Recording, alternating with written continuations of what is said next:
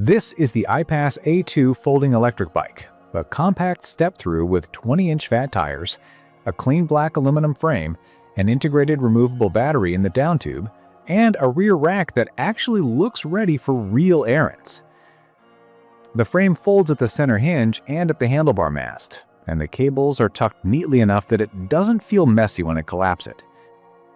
The shape is approachable and low slung, so I can swing a leg through instead of over, and that makes a difference when I'm wearing a backpack or carrying groceries. Key features that stood out to me are the 750-watt brushless hub motor, the 48-volt 12.8 amp-hour battery, the 7-speed thumb shifter, 20 by 3.0-inch puncture-resistant tires, mechanical disc brakes with 180mm rotors, and a front hydraulic fork with lockout. The brand lists a top speed of up to 28 miles per hour and an estimated range that can stretch to 62 miles with pedal assist if you're conservative and ride flat routes.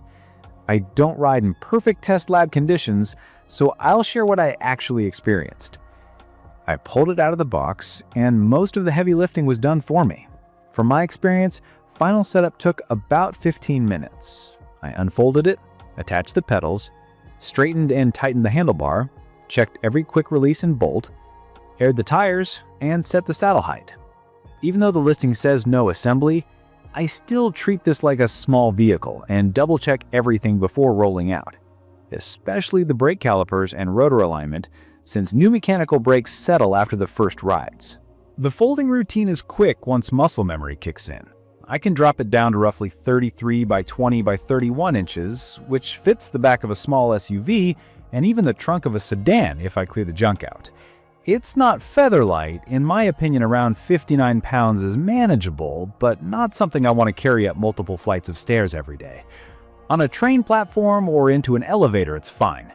I like to grab it by the seat post on the top tube. That feels balanced enough to shuffle it along. Out on the street, the motor has the kind of punch that makes short errands faster than driving. On throttle only with a near full charge, I saw an easy 22 to 24 miles per hour on flat roads. With pedal assist set high, it will push past 28 miles per hour if your local settings are unlocked and you add a decent cadence. If your unit tops out closer to 20 to 21 miles per hour, that's the factory limit for regulations, and the menu settings usually lets you adjust the assist parameters. I won't give instructions here because menus differ with firmware, but I'd read the manual and respect local rules. The power delivery is smooth, not jerky, and there's enough torque that I could hold mid-teens on a steep neighborhood rise that normally bogs down smaller motors. The 48-volt 12.8 amp-hour pack has been solid for my routine. On mixed riding with frequent stops, light hills, and me using assist more than I admit, I'm getting about 30 to 40 miles before I want to recharge. When I lean on throttle only, range drops, and that's expected. It's perfect for weekday commuting, coffee runs, and evening loops without a midday charge. I like that I can slide the battery out and bring it inside. That's easy battery security and convenient charging if you live in an apartment where outlets are scarce near bike storage. Braking is handled by 180mm mechanical discs, and they do the job well as long as the cables are adjusted and the pads are bedded in. Out of the box, I tighten the lever throw to get a firm bite earlier in the pull. After a few hard stops, the power came in consistently, and the larger rotors help dissipate heat better than the smaller ones I've used on other folders. Comfort-wise, the 20X 3.0 tires float over cracks and potholes better than skinny tires, and the front hydraulic fork has enough travel to take the sting out of curb cuts and rough city patches. The saddle looks premium with its leather-style cover and springs, but I found it stiff after a couple of longer rides. From my experience, swapping to a wider gel saddle with a bit more give was a quick, inexpensive upgrade that made every ride better. I also changed out the stock foldable plastic pedals. They save space, but the platform is small and slick if your shoes are flat-bottomed. Grippier metal pedals with pins transformed my footing and confidence, especially in wet conditions. The cockpit is straightforward, a display for speed, battery, and assist level, integrated buttons for lights and turn signals, and a thumb throttle on the right alongside the 7-speed shifter. The lights are bright enough for neighborhood riding, and the rear lights and turn signals add visibility. I do wish there was an audible tick for the signals so I wouldn't forget them on. It's a small thing, but audio feedback helps when you're juggling traffic, pedestrians, and your route.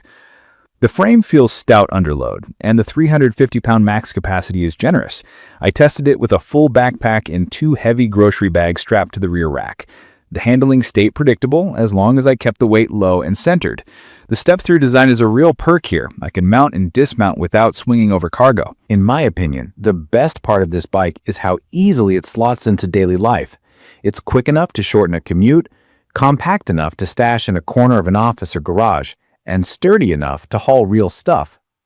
It's not a mountain bike, and I wouldn't take it into deep sand or mud, but on pavement, bike paths, and hard-packed trails, it's steady and enjoyable. Weather-wise, I've ridden through light drizzle without issues. I avoid power washing and I wipe it down after wet rides to keep the drivetrain happy. I want to talk about expectations and support. My unit arrived on time and without missing parts, and an email question I sent about the display settings got a reply in a couple of days. I've seen mixed stories online, including complaints about shipping delays and slow responses, so I went in knowing that communication might not be perfect.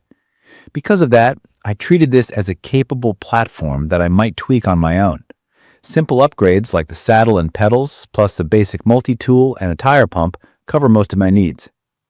It's perfect for riders who want a practical, foldable e-bike with real speed, enough range for errands and commutes, and a low step-through that's friendly for different heights and clothing. If you're new to e-bikes, a couple of terms you'll see a lot. Pedal assist means the motor helps when you're pedaling, and throttle means you can go without pedaling by using a lever with your thumb. I use both. Pedal assist saves battery and feels natural. Throttle is great in traffic and when I'm tired or starting from a light on an uphill. From my experience, charging overnight keeps my routine simple, keeping the battery between roughly 20 and 85% most days for longevity.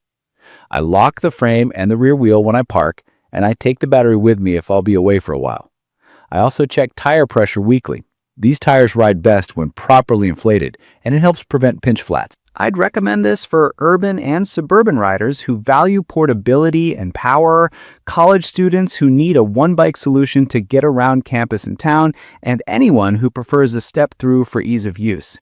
If you plan to ride far on throttle only, or you live in extremely hilly areas, consider carrying a charger or dialing back the assist to stretch range.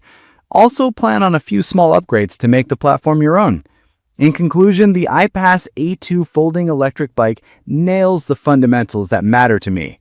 A strong 750-watt motor, a 48V 12.8 Ah removable battery with realistic range, a foldable step-through frame that's actually useful in daily life, and brakes and tires that feel safe at speed. It's not perfect out of the box, but it's easy to live with and simple to improve.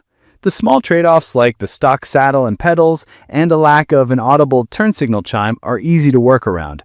When I look at price versus performance and how it fits into my week, it's a solid value and a fun practical ride.